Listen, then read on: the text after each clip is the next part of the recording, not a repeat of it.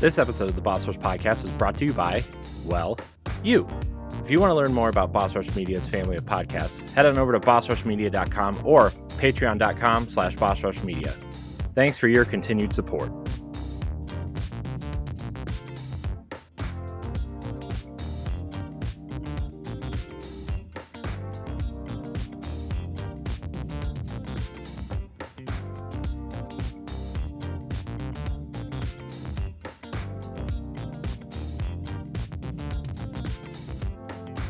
Hello, everybody. Welcome back to the Boss Rush Podcast, a great place to play games and be better. I'm one of your hosts, Corey Dirrig, and alongside me, as always, is the PC muscle race himself, LeRon Dawkins. Hey, what's poppin'? Hi, LeRon. Hey, Corey. How are you? I'm all right. Just all right. Yeah, I mean, well, no, you know what? I'm better than all right. Things are okay this week. That's better. You know, like it was a half-ass holiday, on Monday and stuff like that, which I took advantage of. I didn't do a lot of work on Monday, and Tuesday and Wednesday was kind of like catch-up days. Like Wednesday, like shit hit the fan as far as work is concerned. Nothing bad for me, just stuff that kept me busy all damn day. But yeah, like my week's okay. My week's been alright. Nice. I helped a friend upgrade his computer, and he is so happy. I think he's gonna name his firstborn son after me now. Oh wow! No, dude is super happy. It's been a while since I've seen someone that happy about their computer performance. It's been a while. Speaking of performance, also joining us here is the mad pharmacist herself, Stephanie Klimov. Performance. I don't know. Yeah. I don't feel like I've been performing.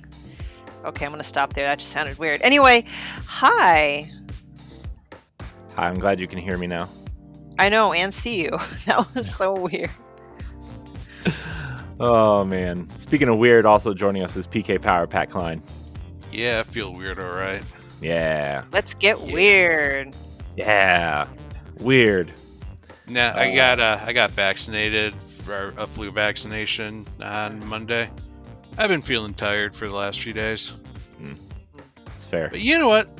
Normally this one knocks me out, like, for a day. I haven't actually felt knocked out, like, absolutely horrible. So I feel like each year I'm just getting a little bit better. Nice. I don't remember the last time I got a flu shot, to be honest. I don't think I ever have gotten a flu shot. Work was offering a clinic, so... You're lying. You've gotten a flu shot at some point. I'm not lying, unless it was in my last COVID shot. My booster. Still need to get that one, too. Yeah. That new strain is coming. Yep. So, gotta protect. Oh, man. Anyways, let's talk about games. Let's talk about what we've been playing. I'm going to go first, because mine's awfully short. Oh, I bet you mine's shorter. Okay, you can start. No, mine's the shortest. I can tell you that right now. Oh, okay, never mind. I wasn't trying to be rude, Corey, because my thing is I unfortunately did not play any games. Oh, That's then sad. you and I tie. You're busy being productive, Stephanie. You have a novel to finish. Well, it was actually quiet. Gosh, sorry. The Russian cat was harassing my son. She broke it. Musa. The cat did not like that. No. Oh no. Woo! Oh man, that was funny. That was good. Yeah. That was pretty good. So good. She's broken So again. good she crashed. And now there she is. Nope. Gone. Oh man. You keep disappearing. you use too much energy between you and the computer. Whatever you just threw it, like as soon as you threw it, you disappeared. You're like, Oh man. Oh man. Anyways, so yeah, I'm so sorry to kind of ruin the flow of this already. So I did not play anything. It was my son's birthday, and I had like a whole bunch of shenanigans and things planned out and stuff. So, but I will be sure to catch up soon. Yeah, it's not like there's anything coming out soon or anything, so you're fine. No, this week maybe.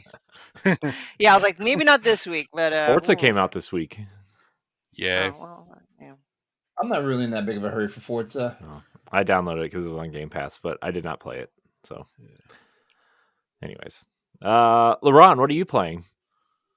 The same stuff I've been playing, so nothing new to report. Well, actually, I lie because Liar. because I've got a couple of things in the pipe that I'm actually messing around with right now that I can't talk about on the show. Whoa. Because we've been told to shush about it. Yeah. until a certain date. Yep. And then I had to return a game because you know what? I think I bitch about this at least once a quarter. Stop releasing games that are not ready to go. Stop that shit. But you can patch them. I'm talking to you, Square Enix, letting that company like float. Actually, you know what? I'm sure Square Enix basically forced them to put out what they had. Yeah, I'm sure. You know, I'm talking about Front Mission 2 remake. And everybody knows, like tracking back to earlier this year when they were making all these announcements about the Front Mission games being remade and coming to the West. I was all for that because like I'm a big Front Mission fan, and like Front Mission 1, 2, and Alternative never came to the United States. So Front Mission 1 was a good port. You know what? Actually, you know they did a pretty good job considering that it was already available in the States on the Nintendo DS. You know, so the only way to go was up from there. But you know, like all they had to do is just repeat what they did with Front Mission 1 for Front Mission 2 remake, and they'd been all right. But you guys can go online and check it out. Like there's reports all over the place about how like it looks like it was Google translated for the dialogue and text, and like the menu options are lacking. You know, considering that this is the same team that actually did Front Mission 1 remake. So you know, I was like, you know what, I've got better things to spend $40 on than this right now. Yeah. Yeah, I mean, good thing it's not a $70 game, or you would have been really upset. Sure would have. Here's looking at you, Insomniac and Spider-Man 2. Yeah. Man. I haven't heard bad things about it. Yeah, nobody's heard bad things about it, and let's hope it stays that way. Yeah. Got it. I got it. Okay. Well, good luck with that, LeRon. I wonder. Yeah. I mean, I wonder if that like you said, that like publicly traded companies need to get their stuff out because of their investors. I don't know if it, because that first port was what? It was pretty decent, right? The first port or remake. It was good. And it's the same team. It was good. It was. Yeah, it was so good. I went back and got the PC version so I could play it on the ROG Ally. Yeah. That's weird to me. What? That the same team made like a pretty decent version and then a terrible version. Yeah, like it makes zero sense, and I just don't want to sound like that lunatic that's always saying the same stuff, every freaking episode. But I mean, like, this is how us as gamers get gaslit, because like developers and publishers do the same shit to us over and over and over again. Like they trot out something, and yeah, I get it. Like they could patch it, but guess what? Like patching something this big, when people drop down like MSRP for the game, that's bullshit. Mm-hmm. I can like if it's minor stuff like, oh, like this thing is broken, like you won't be able to make it past the second boss fight, yeah, it's something you probably missed in QA, but I guarantee you, like everyone had to look at the text boxes and be like, oh, what's this? Mm-hmm. Somebody had to. Yeah. Man, I feel like this game came out too fast. Well, it was supposed to come out like 6 months ago. It was supposed to, yes, it was, yeah, exactly. The first one only came out like last year, right? Yeah. I think wait. Yeah, the first remake only came out. I think the first one came out last fall. Like September or something, I want to say. Front Mission 1, Front Mission first remake. Hold on, I'm about to find out because I feel like I just started playing that game this year. The Front Mission first remake, okay, it was released November 2022. Okay. And Front Mission 2 was announced for June. Because it was in the same Nintendo Direct that said like that Front Mission was supposed to be out in June itself. Like I remember this now because like I was with you guys, Stephanie and Corey, when we were watching the Nintendo Direct for E3 season last year, when all that shit came out and Front Mission was on there, and I lost my mind. And then they were like, yeah, and months after Front Mission 1 remake comes out, Front Mission 2 will be out. So they were all supposed to have been out last year. They were both supposed to be out last year, but I so just Front feel Mission though was that Front Mission 2, since it's never been out in the West, they could not possibly have had the good script for that yet. Like that's dialogue. Those games have dialogue in it, so it should have I taken know. some more I time. know, I know because I attempted to play the Japanese only version of those games back in the day on PS1, hmm Yeah.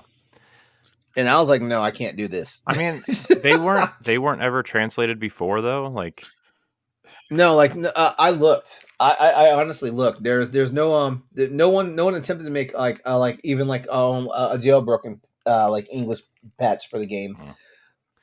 and like nobody proofread any of this, like, or Right? was it like, did they translate it in a font and then they changed fonts that doesn't have special characters, or like, you know what I mean? Like, what's going on here? This is ridiculous. I sent you guys. I sent you guys the link. I mean, yeah, like and you guys ridiculed me. You're like, yeah, don't trust anything from Yahoo News. But at the same time, like I went to Twitter right after this to look to see what was going on, and man, like everybody had stuff to say. It looked like a first draft from Japanese to English.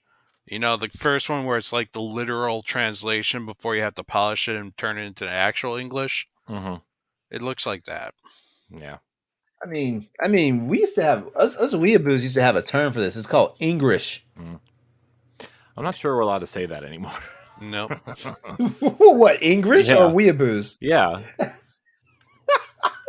He didn't even. I mean, anyways, I'm stepping out of this conversation before it even starts. I don't want to be canceled.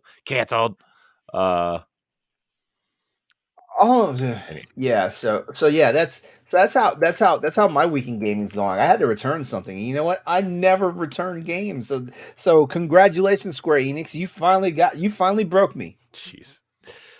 Oh man, Square, man. They're like shit. I didn't trade. Well, I bought Mass Effect Andromeda for the PC, so I just put up with it. Yeah. Well, I guess it's my turn. Pat, you can go last because you always say a lot and more intricate with your description of what you played. So, I finished Alan Wake Remastered's DLC this weekend. Better than the game? Dude, this whole game just makes me even less interested to play too. Like, not that I was, whatever. It's just, man, this game was so... I don't know. You know what? Maybe you should play American Nightmare and then we'll reconvene again. No, I'm no longer interested in finding out anything else about this world. I don't care. Yeah, I was like, I couldn't uninstall it fast enough. This game broke my soul, I think. Here's the thing. The story, okay. Twin Peaks bullshit. I don't care for it.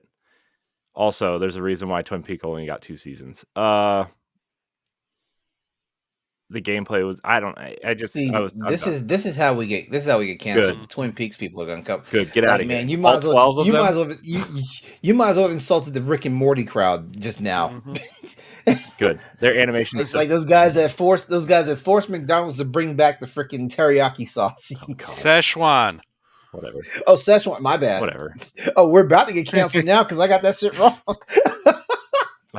Yeah, I just not into it at all. I thought, man, when you have to like fight a TV, that's so stupid. The TV wants to kill you. When you say it like that, oh my god, it sounds bad. I'm a staticky TV with weird faces, and I'm going to throw TVs and barrels at you. That's so stupid. Yeah. I don't care about that. Do a barrel roll. Yeah, I did. I did a roll to dodge the barrel. You're right. I'm okay with that, like some weirdness like that if used wisely and sparingly. Like if I have to fight off more vibrating barrels and tractors in Alan Wake 2, then maybe I might not be so happy. We'll find out. Yeah, I mean the story wasn't even the part that I hated the most. So,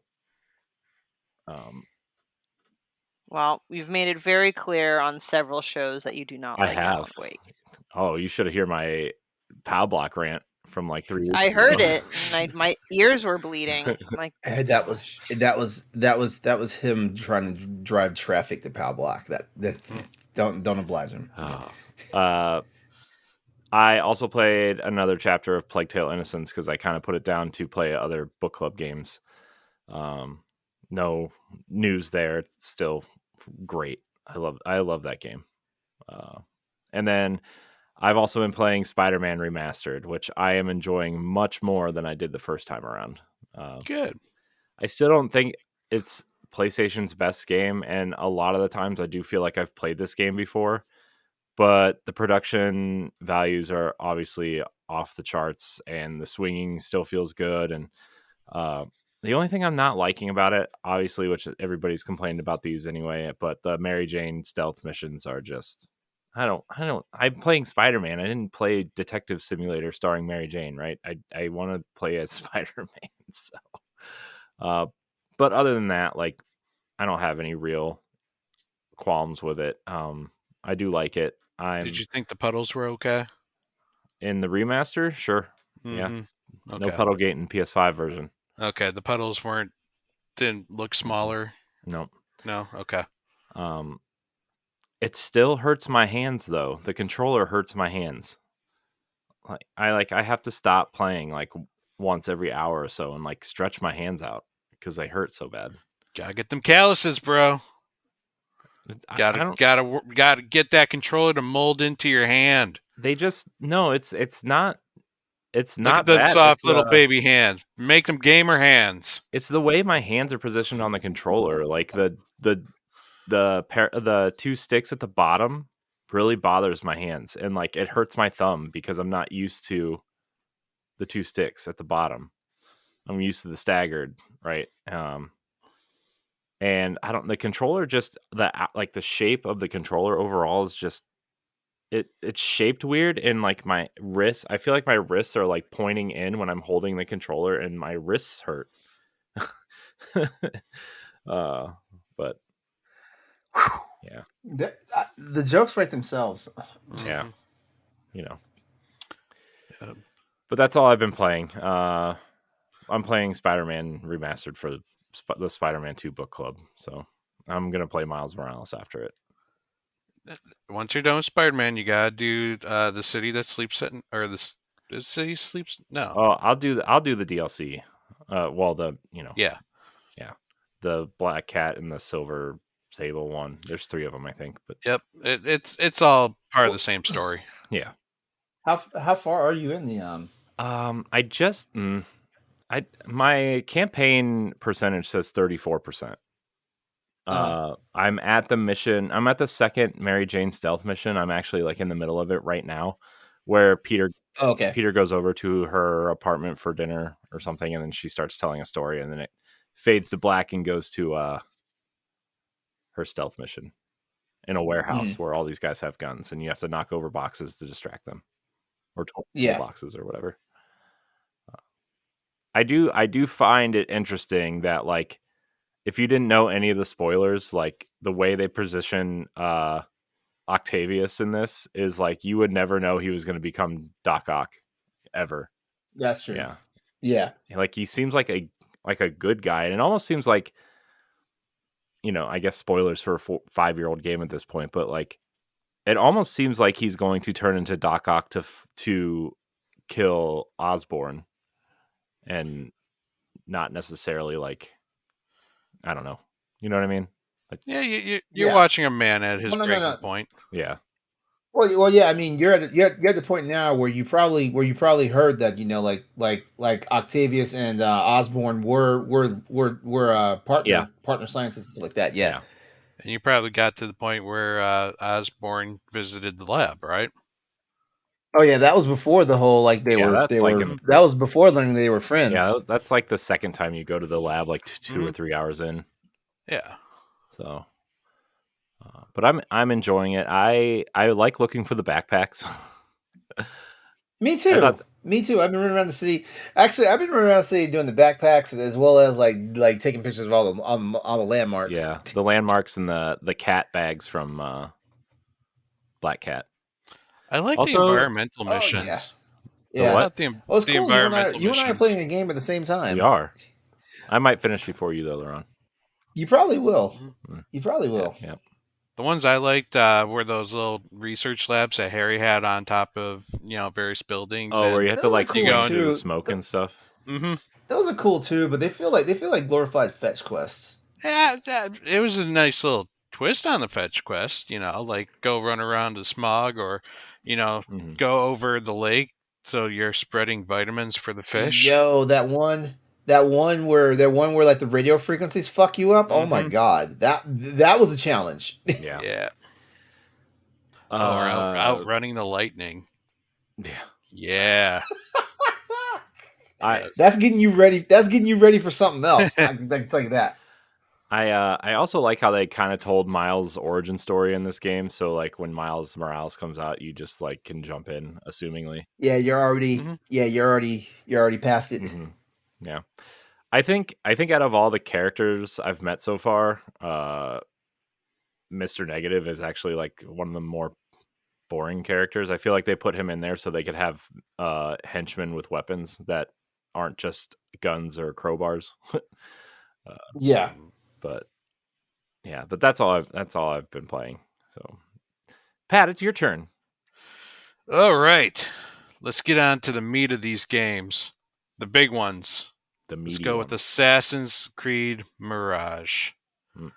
The latest Assassin's Creed game to have come out in the last 3 years. That's not an expansion, but to be perfectly honest, it still feels like an expansion to Valhalla. Like the world, you can definitely tell they use the exact same engine for Valhalla as Yeah. they do with Mirage. Yeah. Like Mirage just feels like a very small Valhalla. Yeah. Well, it in was that originally regard. designed as an expansion to Valhalla. Mm-hmm. And then they're like, well, this is getting kind of big. We should just sell it as its own game. Yeah. And I can respect that. Like I kind of wish they didn't sell it as like a completely separate game. Like they could have maybe sold it like a half sequel, Mm-hmm. like the Uncharted Among Thieves one. Was it? Is it called Among Lost Thieves? Legacy. Lost Lost Legacy. Legacy. Thank you. Yeah. So like, but so far it's all right. It definitely brings back some of the more uh older style of Assassin's Creed, with the more focused on uh the city and kind of building up clues to learn about the target that you're going to assassinate. The city of Baghdad itself, it's not the prettiest city that Assassin's Creed has made. Like you're going to see a lot of browns in this. Yeah. Well, it's in Baghdad, right? So Yeah, you're going to see a lot of sandy browns color schemes going on, and a lot of sand that seems to kind of cover up the long distance view. Mhm. And Baghdad is probably only about it's probably only like 25% of the map, to be perfectly honest. The rest is just desert. yeah. So, like other cities have been bigger in the game. It's not to say that they don't compact Baghdad very well. It's very reminiscent of like Venice from Mhm. Assassin's Creed 2, where the street corridors are twisty and small, and everything's kind of compact in there. It just doesn't reach the heights as some of the other Assassin's Creed games have gotten. Like most places are pretty vertically, like they're not that tall. Mhm. Some of the gameplay I've watched kind of reminds me a little bit of Assassin's Creed 3, actually, because Assassin's Creed 3 was the same way, because like colonial America, you're not going to build, Yeah. giant buildings to. I mean, Yeah. their whole thing was Connor traveling through the trees and like on top of colonial houses and stuff. Mm-hmm. Yeah. And unfortunately, Baghdad's sand. Like, it's not even like mountainous sand. It's sand. Mhm. I will, and the combat, like I understand that they wanted Basim to. He's not a berserker, Viking, or demigod, um, Greek, Spartan. But like, I feel like the combat just isn't that good. It's And the wait and parry and then counterattack kind of style, right? basically, Yeah. yeah, like the bad guy is going to do one of two attacks. He's either going to do a shiny white attack or a flashy red attack. Hmm. The red attack you're supposed to dodge because you can't parry it, but you can parry a white attack. And if you do that, then you have a chance to do an insta kill Mhm. on them. But the problem is, it's completely random what attack the person's going to do, or they do mostly red. So the white, like you find yourself dodging will keep you safe, but it's not going to get you that open. And if you try to like whittle away just by attacking, they're going to block after like the second or third hit, and the amount of life that you take out of them before that just it's pitiful. It's not a whole lot. Mhm. You're gonna be doing a dance with them for like at least a good minute before you can finally kill them, unless you parry and do the insta kill. Yeah. Though I will say, you can take your daggers and you can attack like their legs, especially with the people who have armor. If you attack their legs, they fall, and then you can do a parry or do a instant death attack. But you also only get like a couple knives. I think you start out with 4, and then you can like build up your slot to 6. So you can't really just use knives constantly. Yeah. Did you play the end of Valhalla? I mean, did you finish Valhalla? Yep. And did you play any of the DLC? Yep. Yeah. Okay. Yeah. Because So that's another thing. isn't Basim yeah. Sorry. is Basim, the spoil of Valhalla, is the antagonist of Valhalla. He's Mhm. the final boss. And I just find it kind of weird that you're going into this story, especially if you've gone into the story with playing Valhalla, you know exactly how the story's going to turn around. Yeah. Somewhere around the line, Basim's going to have to snap and go against the order. Hmm. Or at least you assume. And then like a lot of the other characters, pretty much all the characters so far have been fairly unlikable. Like his mentor Roshan, Hmm. like she is just a bitch. She's got a great voice to go with it though, but I forget who's playing her. She's a pretty famous French actress. No, French French Arab, I think, Yeah. actress.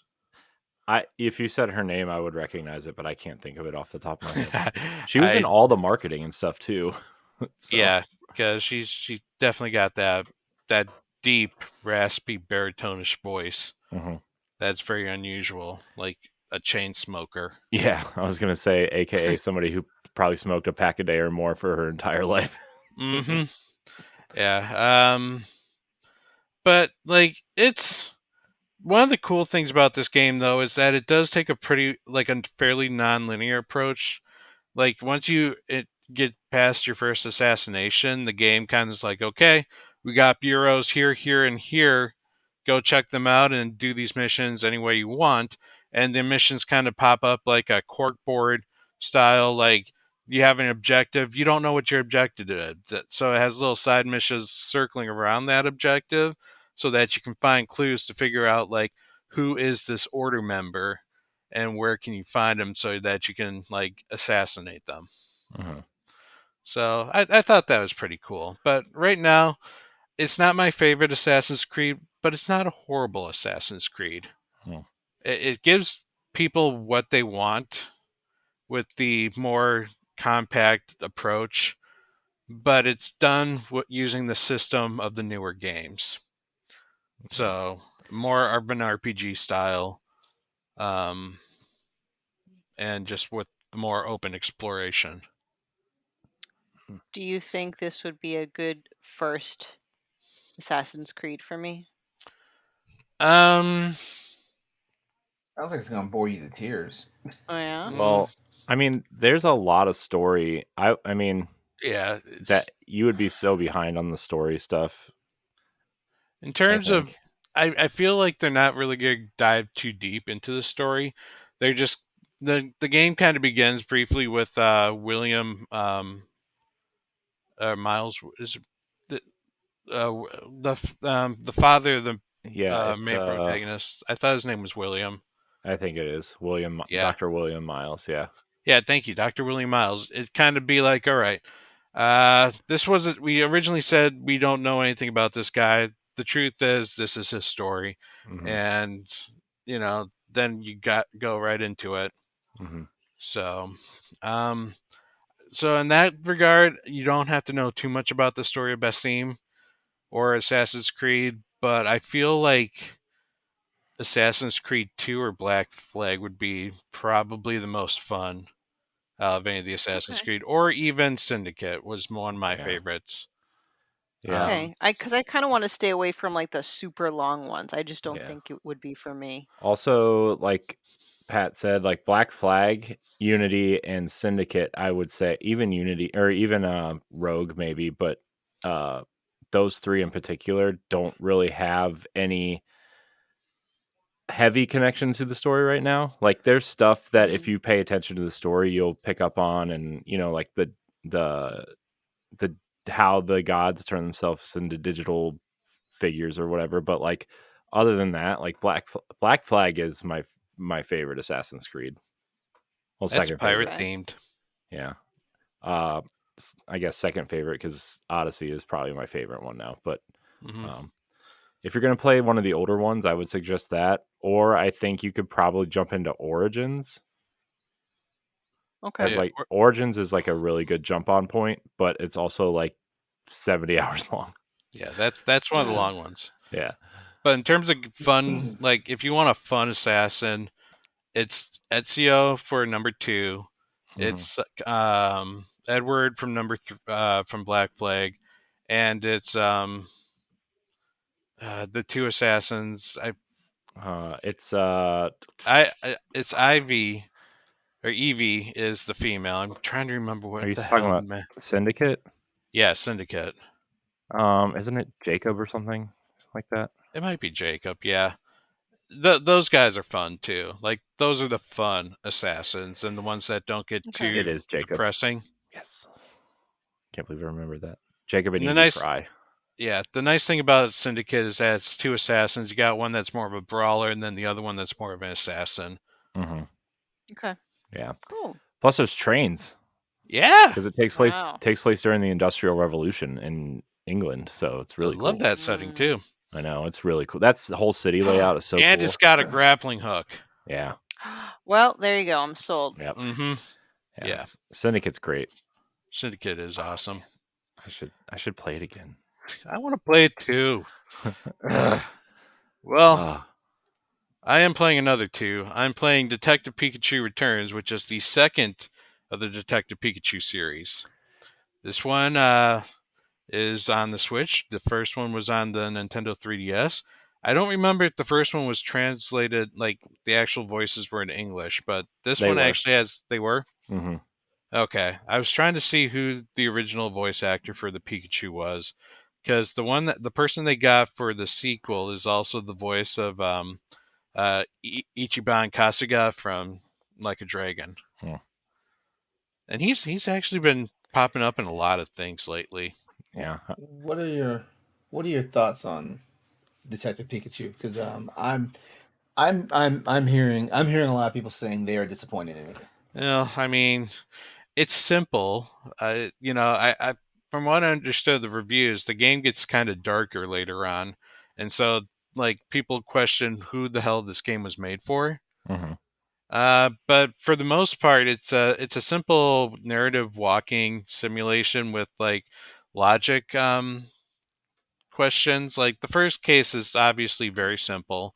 It's like, okay, once you gather your clues, you can go through a deduction process, which also kind of looks like a cork board with different blocks. And then when you solve all your deductions, you kind of solve the case. But it'll be like, oh, how did all the Pokemon fall asleep? Was it this choice, that choice, or this other choice? And it's like, well, according to the clue, it was this one right here. And it's like, good job.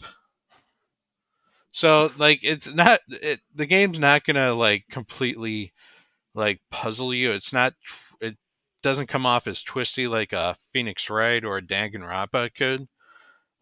So far it's been pretty simple, but it's cool seeing the Pokemon models, living together with the humans, and then kind of getting what the Pokemon's actual opinions are, because Pikachu can talk to them, so you understand what they're actually saying.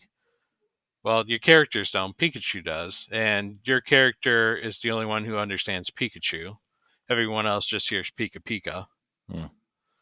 Um, but I think one of the new features in this is that you can get another partner Pokemon during various cases to do some, kind of help you out with the cases. Like in the first case, you can get Growlithe to go around and like sniff, to kind of follow like scents and stuff. And it's cute because Pikachu's riding on the back of Growlithe, and it looks fucking adorable. Nice. And then like everyone's like, "Oh, look at them! You guys are such great friends," and then Growlithe feels happy because she's being helpful, and the story's cute. The voice actor for Pikachu is great. The other voice actors not so much. And it's kind of funny, they do make reference to the movie as well. Yeah, and they're like, well, and they're like, but the story didn't actually happen. Like they just like, but the story in the movie isn't what happened in the actual events. It's like, yeah, everyone has their own takes on this. So it's kind of like, yes, we have a Detective Pikachu movie. No, it doesn't necessarily follow the game. But I think still the main plot points of the movie is going to be what happens in the game. Like it felt like that at the end of the first one, and it feels like it's still kind of going in that direction. If you've seen the movie, otherwise I'm not spoiling it. But it's cute. It's not like anything that's going to blow your mind, but it's colorful, and like if you're just looking for something, like I play it before I go to bed. It's just something chill for me. It's a good, nice, chill game. Yeah, it's not a LeRon game. Yeah. Sounds exactly like a LeRon game. What are you talking about? Yeah, maybe I'll help you go to bed even faster. Actually, I don't honestly, like, I don't gravitate towards walking sims the way y'all do. I like a good story, and I like the visual novels where you have a little more interaction with the story, whether it be like through logic mechanics like the Phoenix Wrights or the Danganronpas.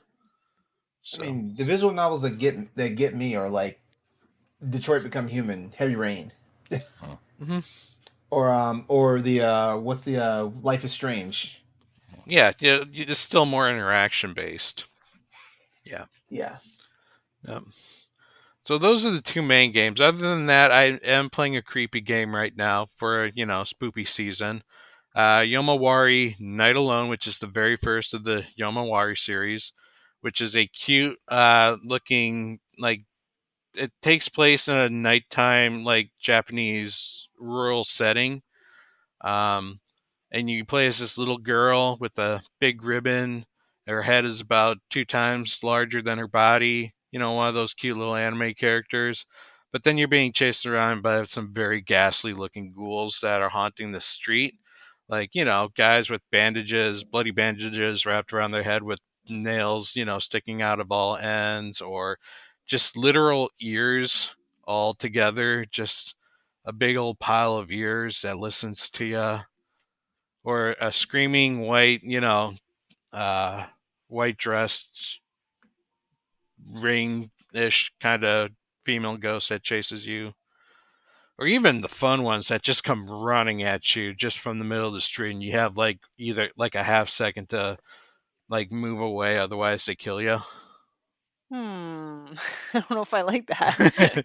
And yeah, it's no.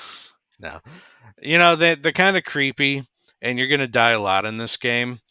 But like, and after the first few deaths, it just kind of grows numb on you because it's like a big old blood splatter on the screen. But then your consequences, you just start right back at your house again, and whatever you uncovered on the map is uncovered. Any items that you got are in your inventory. Like there's no real like loss other than like a loss of wherever you're going. You just have to get back there again. Huh. So it's you have to learn how the ghost moves or what the ghosts are attracted to. One was like a rock with a face on it, and the rock was attracted to light, so unable to get around them, you go around without your flashlight on, and then you can walk around the rocks. Or you take a match and you light that and you throw it and the rocks chase the match. It's a very interesting puzzle. Like it's exploring the rural town. The story is that you come home on a walk without your dog, and your sister is like, "Where's the dog?" But you don't know. In your mind, you don't know what happened to the dog, even though you see what happens to the dog like right in the beginning of the game. And so your older sister goes out and searches for that. She doesn't come home, so now you have to go search for the dog and the older sister in this crazy like nighttime where all the ghosts out there are just out to get you. It's cute. Cool. And creepy. Creepy. Mm-hmm. And then I'm working on Oxenfree too, which we'll talk about on another day. Yeah. But like just high level, how is your impression of Oxenfree 2 for now? It's getting better. It was a slow start for me. I didn't understand quite what was going on to begin with, or who the characters was, and I feel like that may have been because I didn't play one. So I don't know if like I have an advantage or disadvantage that because I'd never played the first one. I would say you have an advantage, in my personal opinion. Yes. Okay. Absolutely. I think the game might be better for you if you don't play one. Because like I said, not to spoil anything for you, Pat, but like the way like the third act of this game kind of ruins one a little bit Yeah. for me. Yeah, one in general, I'm sorry, I'm rehashing conversation. I'll make this a one-liner. One in general, I feel is the better game. But if you're playing two, maybe it's for the best that you haven't played one. Yeah. During this playthrough. Yeah. That's all. Yeah, I'm at the part where you're heading back to the community center to stop the other group from disrupting what you're doing.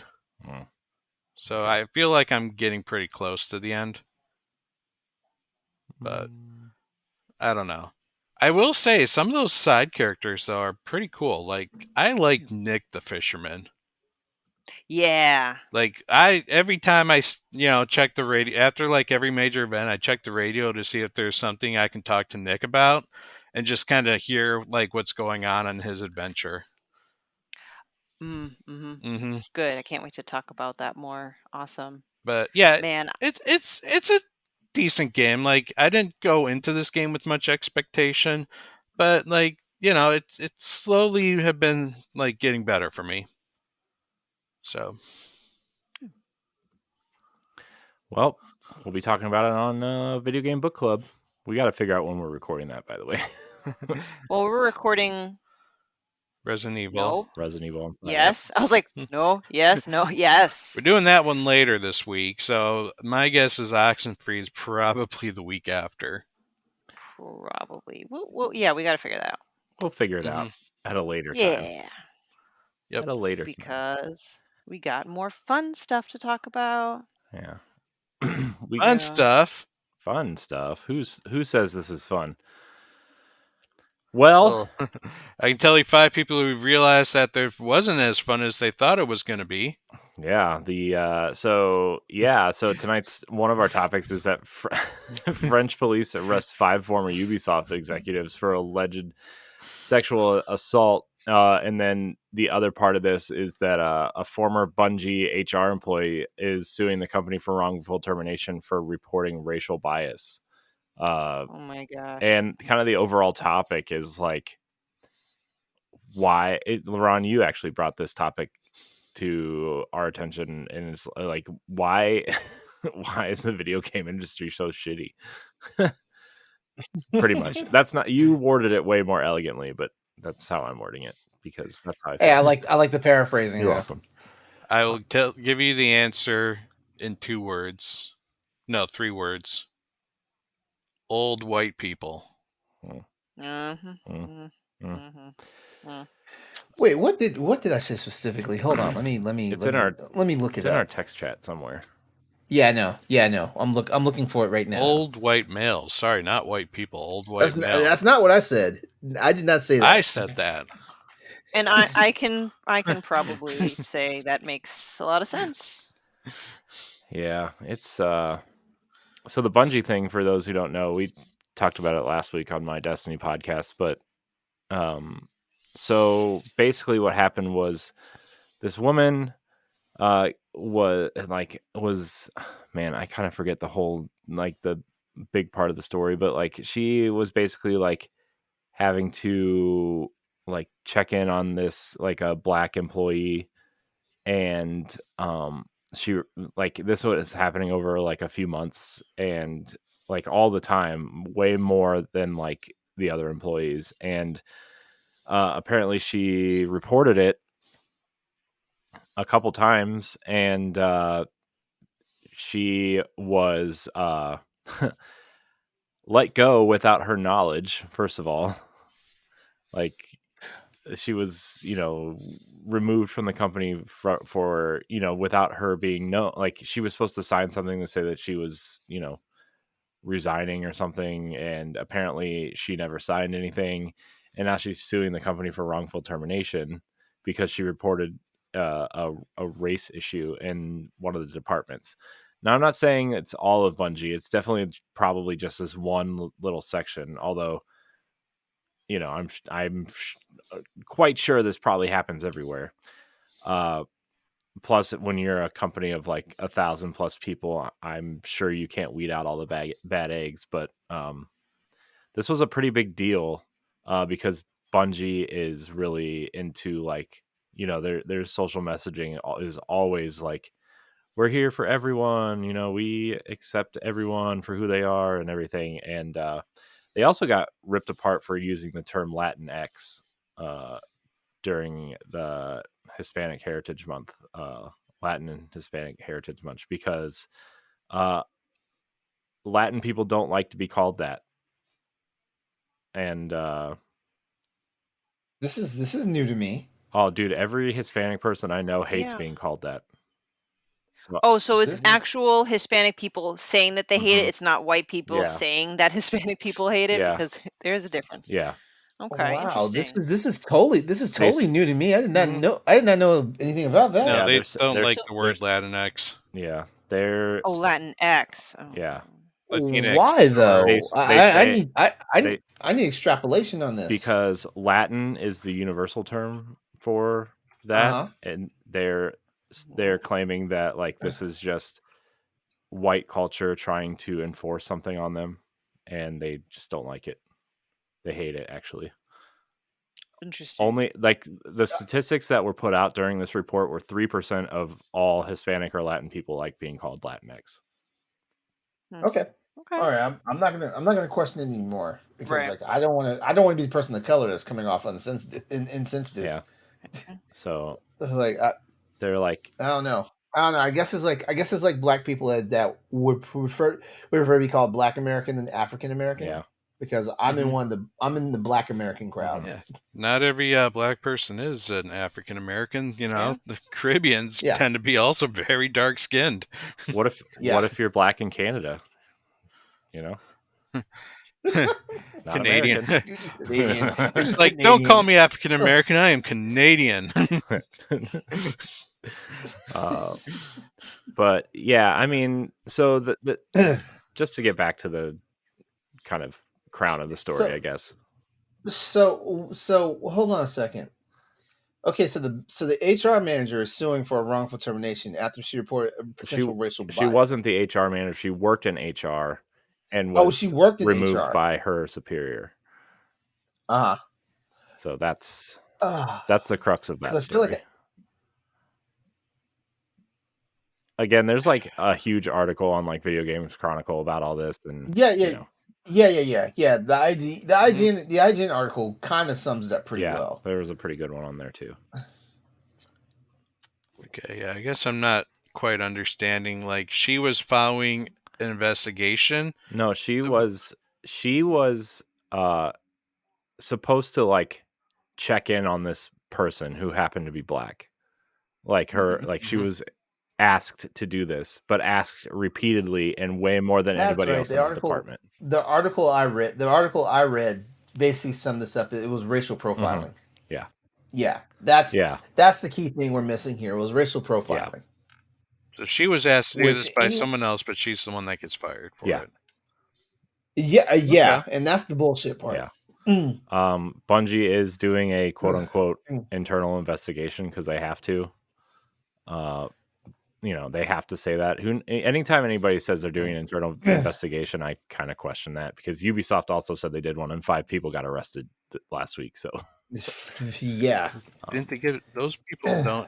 Weren't part of the company though anymore, right? Like a lot of them got some of them left on their own. Some of them left, like some of them resigned. 2 of them got fired. None of them are with the company anymore. But okay. Yeah. Boy, but the long arm of the law got their asses though. Yeah.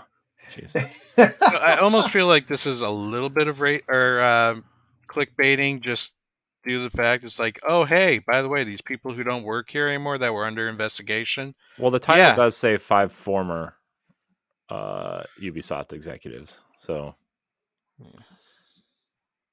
people are gonna skip over former. I know. People already have, but it's just. I swear all the news look! out there. It wasn't like a slow news week, so all the news is out there, and like this is what they land on. Mm-hmm. So just for the audience to know, I had to step away to use the baño, and as soon as I got back, I see Pat going, "Look!" Like the meme. You know, that's the meme that's like, look over there. Yeah, look! It's a kitty. Yeah, beautiful kitty named Zelda. The one thing that I'm gonna to go in on with this whole with the whole Ubisoft thing is like there are reports of sexual assault in this one. Yeah. And I should have abbreviated that SA because I think that will demonetize the video. Well, we're not monetized anyway. We don't have enough subs, so. But the fact that that's what stuck out to me the other day when I actually sent the link up to you guys. I was like, we heard about sexual harassment and misconduct. We did not hear anything about sexual assault. I mean, I don't know if it's I think a lot of the sexual harassments have always been also about inappropriate touching. I feel like that might be where inappropriate touching does it can assault be, is whenever you actually touch. Assault. Yeah. So also, we don't know if the laws in France are similar or different. If they're more aggressive, right? I mean, these are the people that say croissant like they hate it. Yeah, croissant. Croissant. So yeah, I don't know. I mean, this stuff just keeps happening, and no. This stuff has been happening. It's just now coming to light. That's what I'm saying. We really have to thank the Me Too movement for this stuff. I meant in general. Like this stuff just keeps happening at all these studios. It's like, I mean, remember the riot stuff a few years ago, and the one PlayStation executive got arrested for child trafficking and child pornography. Like I don't know, maybe 8 or 9 years ago at this point. Like this stuff just keeps happening. Why are people so creepy? Get him out of here. It's like it's not just the video game industry. I know. Though. It's like everywhere. This is literally everywhere. Yeah, I know. Yeah. Mm-hmm. Yeah. If we take like a lot of steps back and look at it from like 100,000 feet view or something, or whatever the phrasing is like, I understand. There's so much access, whether it's X-rated viewings online to like adult consent or or hookup apps. Like, none of y'all can get your rocks off in a normal, healthy way, and it just has to bleed into the. I don't know. Sorry, there's just like so much that you can do to take care of your needs. Yeah. Well, Gosh. Oh man. the problem is like we're looking at power dynamics here. Yes. That's really what it all like I boils know. down to. Yeah.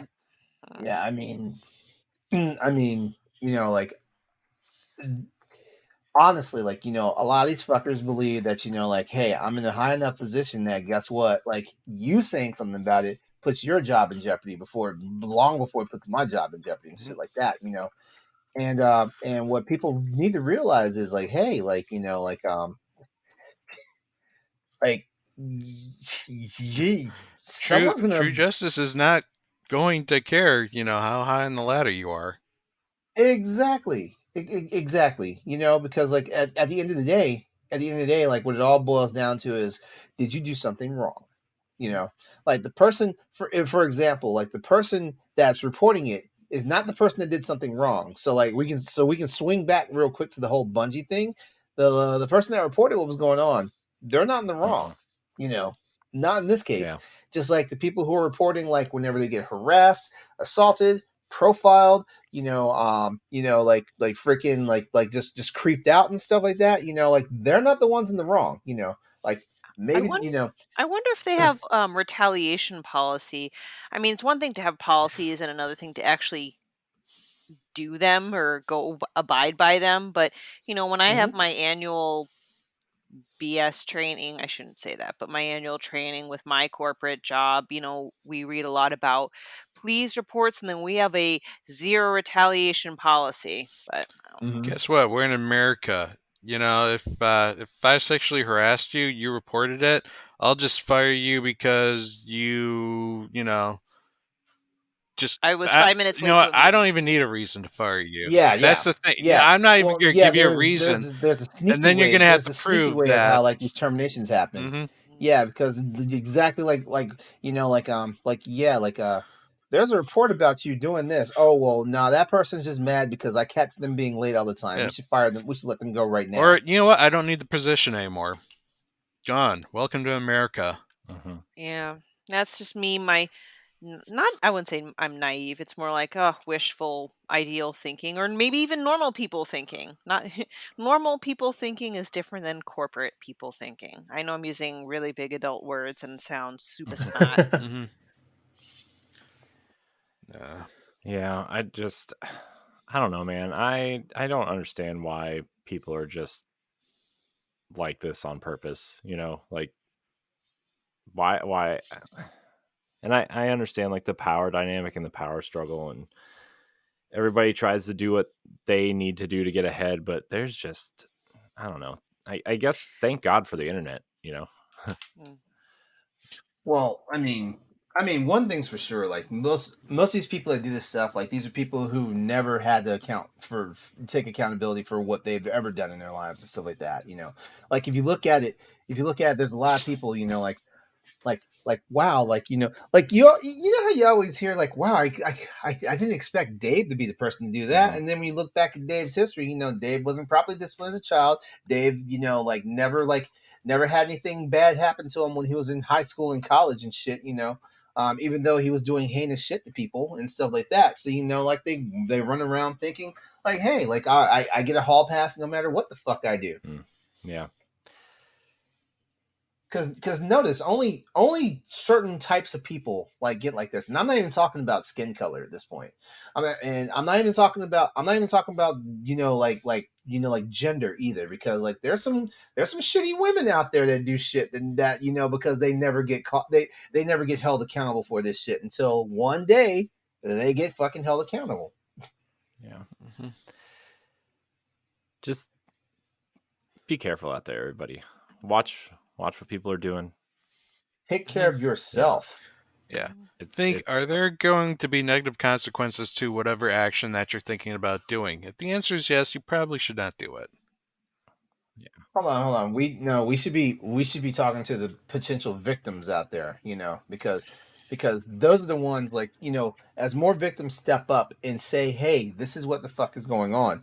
This is how the shit changes. Yeah. We'll get a lot more than just 5 people, resigning their posts at Ubisoft. We'll get a lot more than 2 people like taking. Okay, I'm going to go ahead and take that early retirement. Shit like that. Yeah, it's I don't know. I hate when people have to go through stuff like this, and it's rough. Mm-hmm. Anybody have anything else to say on this topic? Just on a fun note, when Stephanie was talking about like finding ways to get things done, there's a TV show right now called Generation V or Gen V, which is a spinoff of The Boys. And this last episode recently introduced a character named Tech Knight. And this is a guy that he has to basically, something has a hole, he basically has to fuck it. Oh my gosh. And so like there's several different weird scenes going on, including a post-credit scene where he's like drying his hands and he's looking at the hand dryer in an interesting manner, and then he tries to like find a way to get his dick in it. Yep, this is definitely an Eric Kripke show. Oh yikes. Oh my gosh. Just from that description alone, now I'm going to start watching that show. Oh, Gen V is awesome. Wait, did you not watch any of season 3 of The Boys? Because there's an interesting scene in like the first episode of No, it's not because I didn't like The Boys. I watched the first episode, and you know me, I don't watch a lot of TV, and I just I had to choose time for video games or time for TV. So I stopped watching it because it's too gory for me. I will say, Gen V right now has 4 episodes. 3 of those episodes have penis in it. All right. Mm-hmm. Like long dangly ones, or just kind of like a glance and disappear. Hey, still better than anything that I got from Pub Encounter. So, I mean, there's big fat ones. Back on that again. Was there a long dangly one? I'm trying to remember what the first penis. Oh no, the first penis wasn't even long, but the way they portrayed it was interesting. And then the one of the other penises blew up. Whoa! No way! Yes! This is my favorite show and I haven't even watched it yet. Oh, boy. I'm so confused now. Yeah, let's just say one of the scenes is a girl that can turn really small, and a guy with the big penis is like, or a guy with the small penis being like, "Isn't this the biggest thing you've ever done?" She's like, relatively speaking. What's our next topic? Oh, okay. Yeah. Did she like make it explode? No, not that different scene, but that was. Oh, we're done with the news now. What? No, we're not done with the news. Ish. We're not. No. I want to talk about this thing real quick. The last thing. We talked about 2 things. We didn't talk about the last thing.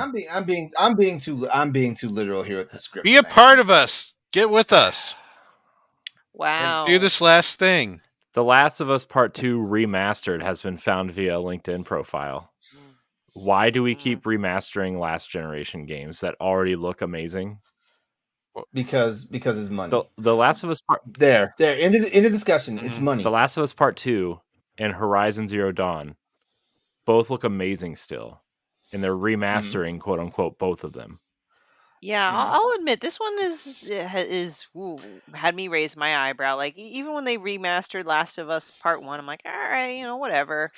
I don't know. It's just we've gotten so far with technology that I guess I can't imagine things getting any better. But it's probably not going to be any better. But they're going to release it like 6 months before season 2 comes out. Oh, for sure. Mm-hmm. Yeah. Okay. Okay. Well, this is the answer. This is the answer I was going to have for The Last of Us Part 2. How many PlayStation 4s are available for sale now? Like brand new? Not very many. What do you mean? Like production is basically halted on those and stuff like that. Don't say that. There's a Call of Duty bundle coming out for PS4 this fall. Okay. Yeah. That's because Sony knows it can make money off of Call of Duty. That's why. But for now, and that also answers the question right there. Like Sony knows they can make money off The Last of Us Part 2. I mean, I knew The Last of Us Part 2 was going to get like some either remaster or remake treatment because they remastered The Last of Us Part 1. It was just a no-brainer right there. Yeah. Yeah, but I mean, But honestly, at the end of the day, it's all about money. It's all about money, and and my logical conclusion is also that it's getting a lot harder to find PlayStation 4s, than it is, Well, you don't need a PlayStation 4 to play Last of Us Part 2. You Yeah. can still. Can't you? That's true. That's Mhm. true. But okay, let's think about this though. Let's think about this. We've got the average consumer. How many consumers go in and just buy stuff they buy a brand buy they buy a console for the first time and think they just can go right to a digital storefront and buy stuff. They usually continue to buy stuff like physical for like a hot minute before someone's like, oh, like digital, like sometimes you get it cheaper. Mhm. Get on the PlayStation Store or get on the Xbox Marketplace. Did they still call it the Right. Marketplace? Well, I Yeah. mean, you're like the bottom line is it makes sense business wise. It makes zero sense anything else logic wise. Yeah, Yeah. which I get that. I get that. I'm in the camp. I'm in the camp that sometimes like you should just leave shit alone. And stuff like Mhm. that. But here's another thing I will say, and this is me playing the ultimate devil's advocate right here. You know how we bitched at Sony about backwards compatibility and all this stuff. Mm-hmm. Yeah. Yeah, we somehow convinced Sony that we want to continue playing old games. Yeah, but we don't want to And pay not $70 just for Sony, the old game and not again. just Sony, because Nintendo's doing it, Microsoft's doing it to an extent. But Microsoft's Nintendo doing adds it like probably the 2 best hours way. more content. Well, Huh? that and they're not doing the hey, we're remastering Breath of the Wild. Like if Well, Nintendo did that, Oh, they are for the what? next Switch, apparently. Yeah, well, yeah, and You- I would you think missed that's that? and well, I didn't. I still consider it like rumor land where I don't really take it seriously. This technically is a rumor. Well, Well, okay. okay, let's say it does happen. I also would raise my eyebrow at that. I'm not giving a Nintendo a pass. If they made Breath of the Wild in like a 4K style, I would bet they make like a quote unquote. I don't. Here's the thing. I bet they released Breath of the Wild as a complete edition for the next console, but they showed it running at 4K at 60 frames, which it runs on the Switch currently 900p and sub 30. So I don't know. So how come games ray like these get tracing. remade? But then remember how Red Dead came? Like they brought Red Dead back, but they did nothing, almost nothing to it, especially for Switch. Mhm. Like how come that doesn't get like remastered? But It probably it's like, goes company to that's company. based on what the developer wants to do. oh, Like Yeah. the publisher wants to do. The publisher wants to get money, but the publisher doesn't want to dedicate assets, to make it, and which is crazy because Rockstar, what'd you I release this forget- year? Shit, we didn't release anything. What could we have? We have Well, Red no, Dead it's not Redemption. no, it's not even that. Who runs Take-Two. Rockstar and Take-Two? Who runs Take-Two. it? I mean, Take-Two. who was the CEO? Oh, Strauss Zelnick. Yeah, Zelnick said in a damn interview like 6 years ago.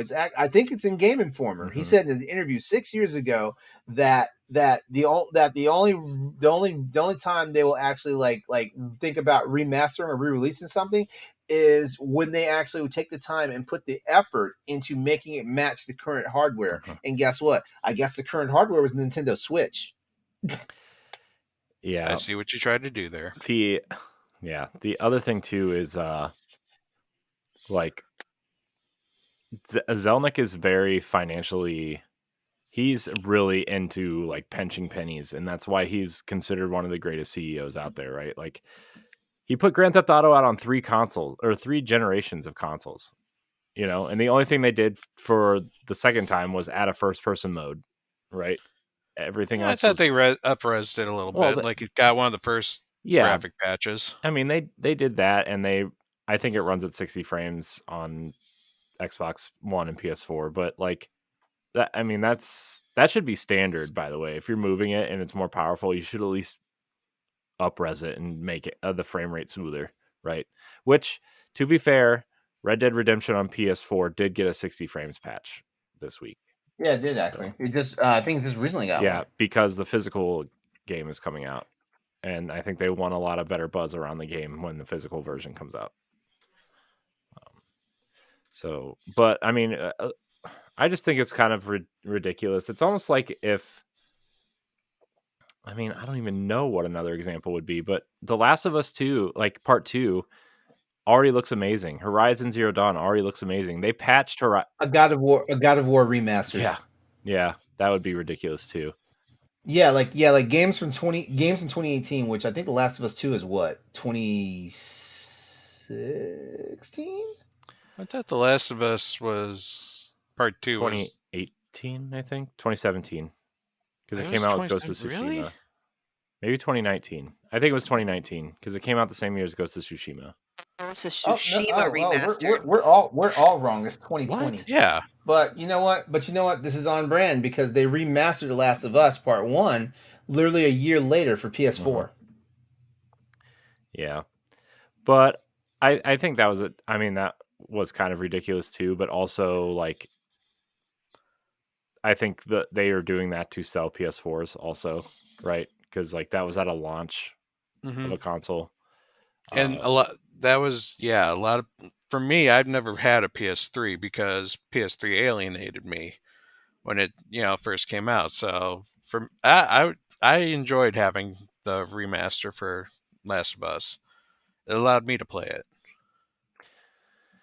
Yeah, but also like the PS4 wasn't backwards compatible with the PS3 also, where the PS5 is, and they can patch the game like they did with Horizon, right? Horizon got a 60 frames 4K patch. Some other games did too. I can't figure it out off the top of my head. God of War got a patch, right? So just patch it. You know, like it's not like the game got DLC and you're just going to sell it for PS5 as a complete edition, right? Like if it had DLC, great. The only thing I could say is if they're going to remaster it, they better put that multiplayer mode that just got shelved on it. Not happening. I know it's not, but that would be like the only excuse I would say. Okay, maybe, but They gotta use that new engine, brah. The one that they built for The Last of Us Part 1. Yeah. And then they're gonna use the exact same recording so they don't have to pay the voice actors to say lines. Yeah, that's also a questionable thing, but I don't know. I just wanted to see if you guys thought this was ridiculous or not, because I kind of think it is. It is. Business, I understand it, especially if they release it. I can't say it's ridiculous. I can't. That they're remastering The Last of Us Part 2? No, I can't say that. Explain yourself, sir. I thought I already explained myself. Like they remastered The Last of Us within a year of it being out for the next console. Like I'm actually surprised they didn't do it sooner for The Last of Us Part 2, considering that it came out late cycle on PS4. Yeah. I thought they I'm patched The Last of Us Part 2 though to be a 5th gen update. Yeah. They did. Okay, so yeah, they want to they want to use their new engine though. I think that was the idea. So they're just going to move the game to a new engine? Yeah, like build it up from scratch, but because a so lot of people say The Last of Us Part 1 actually the new one looked absolutely phenomenal. So I imagine like touching it up with the new engine would look amazing too. But honestly, you gotta remember, Jason Schreier kind of like said last year about there was word that a director's cut of The Last of Us Part 2 was in development, and that caused the internet to like try to burn shit down. Yeah. Yeah, I don't know about a director's cut. I don't think they do that. I mean, that game is already too long. What are they going to add? Oh, but maybe they'll change the outcome of that one character. Doubt it. I mean, if they did, though, that would be an interesting twist and extend the show, maybe. Although I heard season 2 is going to be split into 2 parts.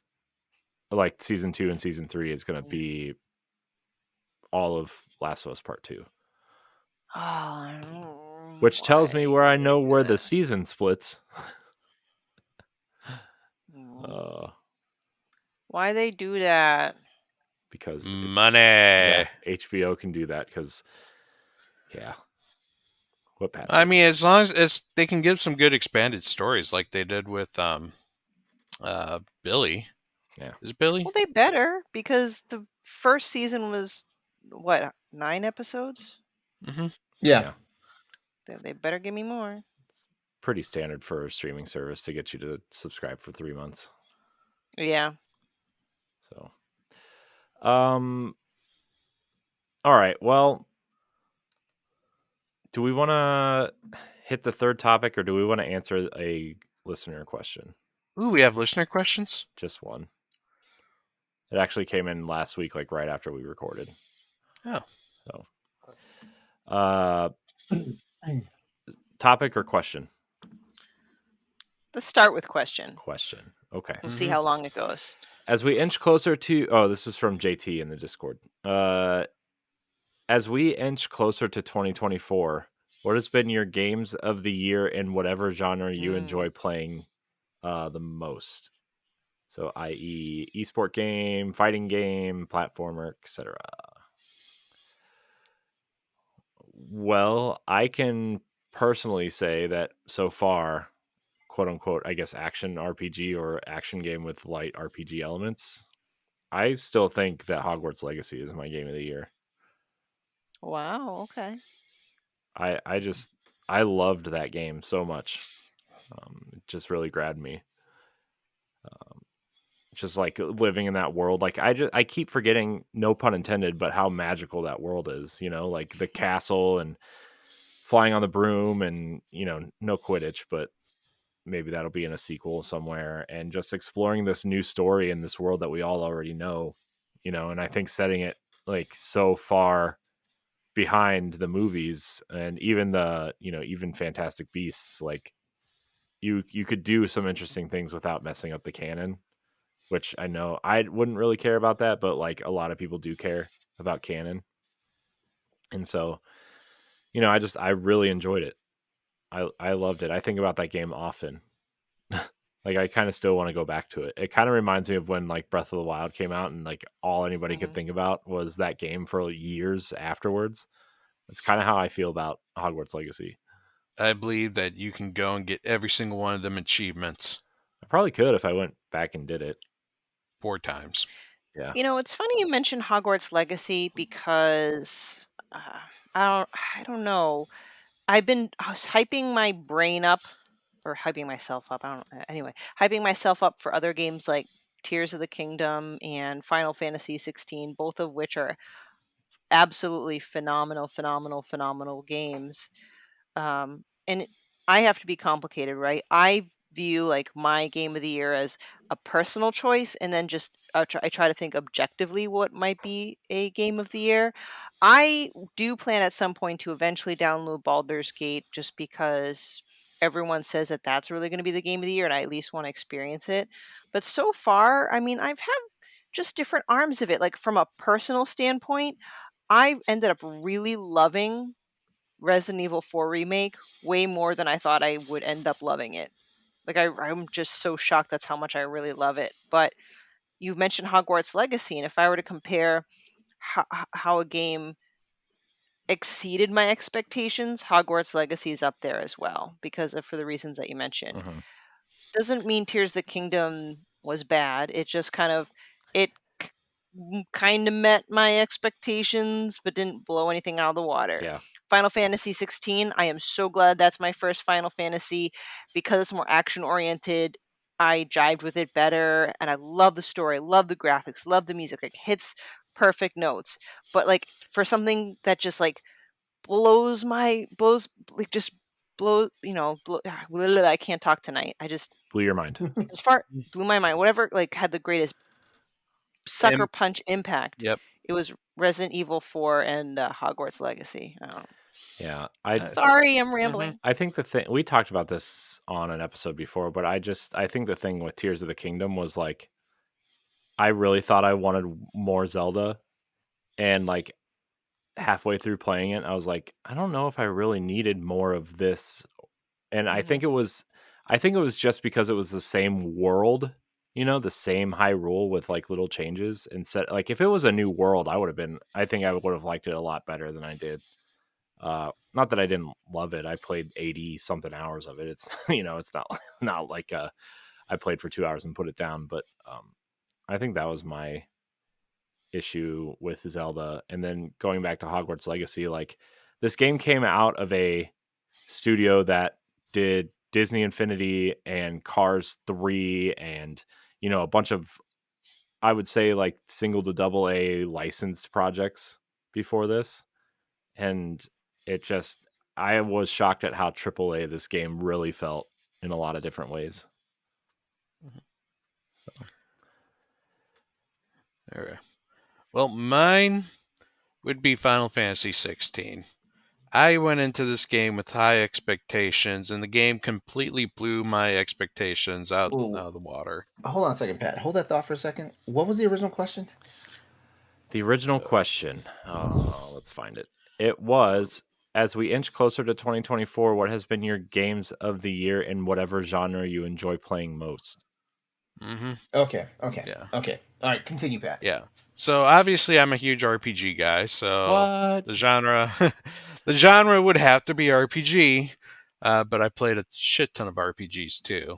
But Final Fantasy 16 was one that came in with high expectations, and it completely, like, it nailed those expectations and more. Like, that game was a visual masterpiece. The battles were all just, they felt, the icon battles in particular just felt absolutely amazing. The boss battles felt epic. The story was great. It was dark. It was very personal to the characters that, I kind of felt like Final Fantasy has been slightly lacking a little bit.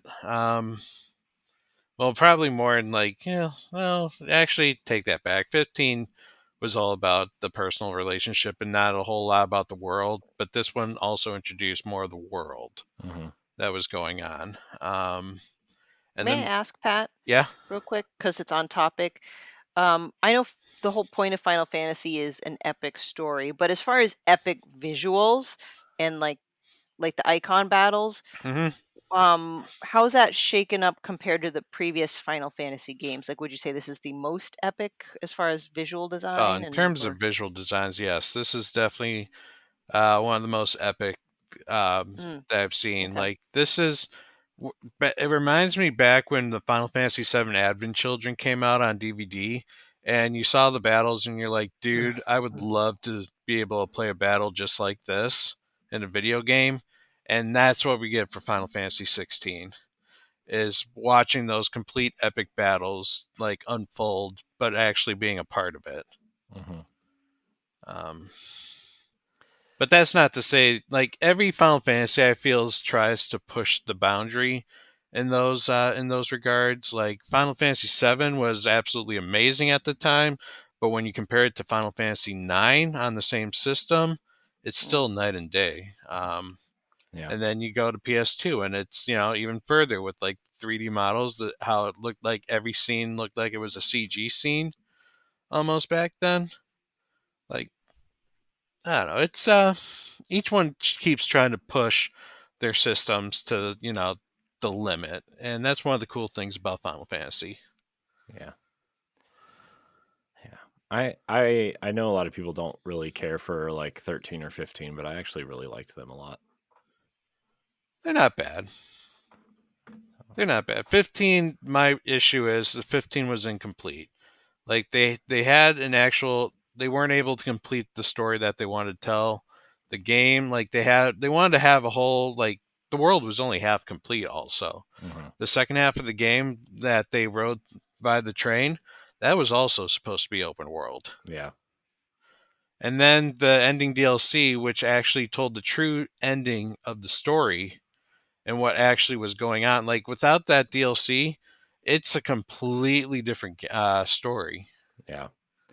I mean, I played all of it before that kind of restructured ending came out, and all the like I played through the chapter 13 that everybody hated, right? Where you were kind of sneaking around as what's his face. And then, then they completely changed it with a patch. Like, the whole level is different. So yeah, wasn't my favorite level, but I didn't think it was.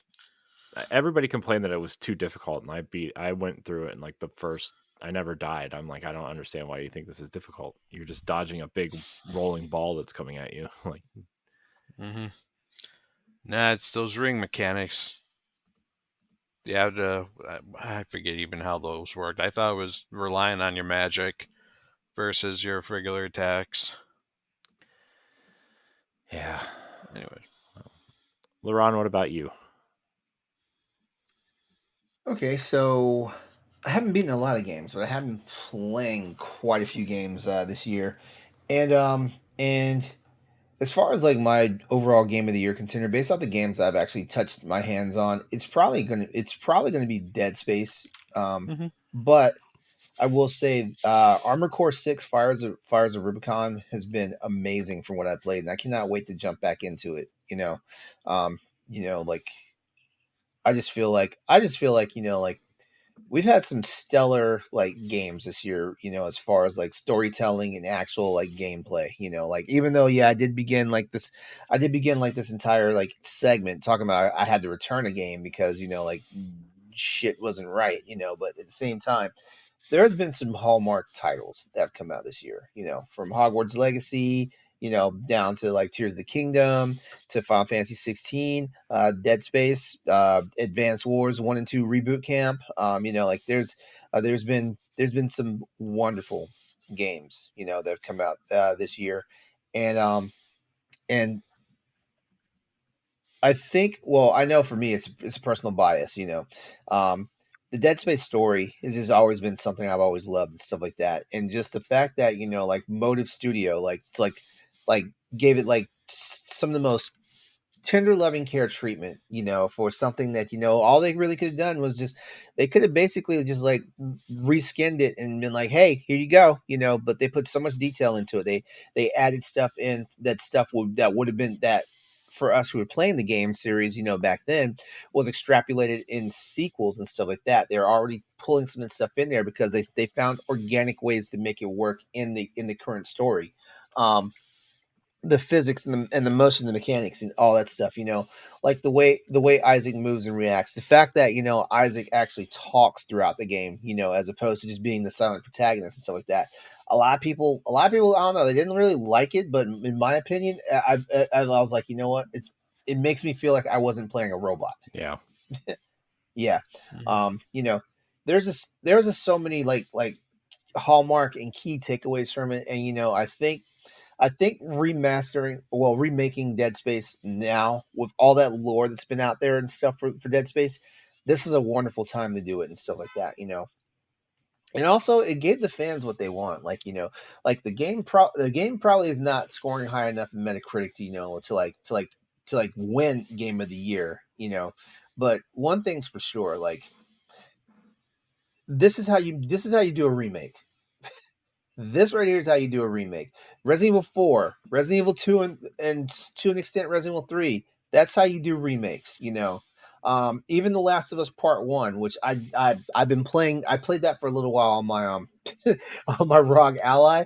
It made my ROG Ally chug, I'll tell you what. But yeah, that's how you do remakes and stuff like that, like add tangibility to them, elevate the experience, things like that, don't just say, hey, like we're gonna re-release this game, we're gonna make it look pretty, but we're not gonna add any depth or anything new to it, stuff like that. And I'm not asking people to like just completely rewrite the entire story and stuff like that, because like Dead Space remake, it didn't rewrite the story at all, but it enhanced the story to a magnificent degree, just like Resident Evil 2 remake and Resident Evil 4 remake and Resident Evil 3 remake.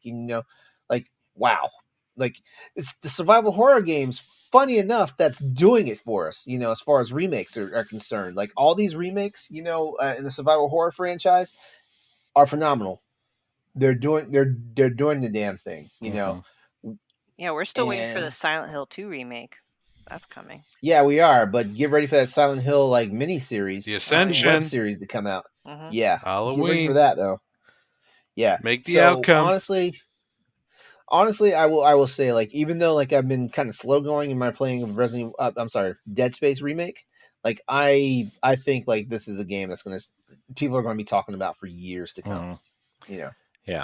And before anybody in the comments complains that we just talked about remakes and how bad they are, we're talking about old games now, right? I mean, Resident Evil 2 is a PS1 game, right?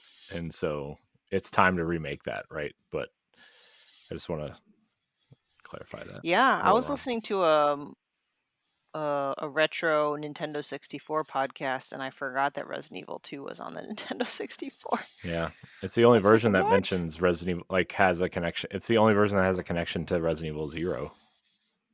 That's crazy. So, yeah. Resident Evil 0, by the way, game's scary. Giant spiders. Needs a- I will. It is. That one I needs will a never. remake. I will never play It that is. one. Mm-mm. Resident Evil 0? That's Nope. not bad. Leeches? No. Leeches, centipedes, It- spiders. it's also it has also key to Bats. the whole umbrella thing. Yeah. It's key. I don't care. I will watch a Let's Play with funny people narrating and making noises, so I'm not scared. Oh man, it's nuts in there. But anyways, what do you say we get out of here, everybody? I think that sounds good. All right. Let's I do want it. to thank everybody for watching and or listening to this episode of the Boss Rush Podcast. You can subscribe, share, rate, review on your favorite podcast service or on YouTube. While you're there, subscribe, leave us a rating, all that stuff. Comment on the video. LeRon, Pat, Stephanie, thank you for your time tonight, as always. Appreciate you guys. But yeah, until next week, we love you. Goodbye. Bye. Be wonderful.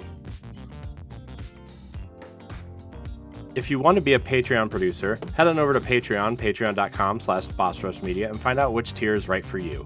Our Patreon producers at the $5 tier or higher for this month are Adriel Munger, Celeste Roberts, Christian S., Sana Dirrig, Francisco Santillan, and Rebecca Jewell.